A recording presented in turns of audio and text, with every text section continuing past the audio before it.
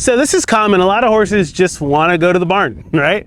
The barn is where they get fed, where they rest, where they get their nice, cool water. Like the barn is a great place for a horse, right? I'd want to be at the barn.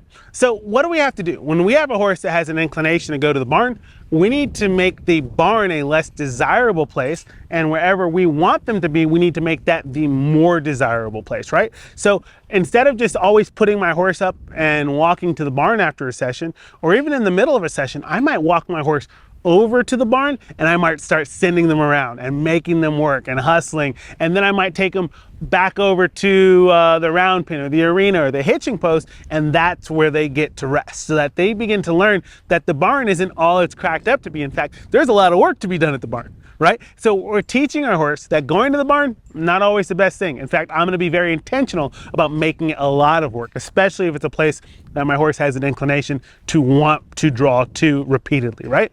But away from the barn, that's where, after I've worked you at the barn, I'm going to very specifically choose a place to magnetize you to, right? To build a magnet to where, like, that's a place where we rest. That's a place where you get to stand still. That's a place where I rub and love on you and tell you that you're the best. And so if we're really intentional about making sure that the barn's a bad place, away from the barn is a good place, you're going to find that your horse will pick. They're so smart. Your horse is going to pick up on that so quickly, and that tendency to want to go to the barn will slowly start to go away.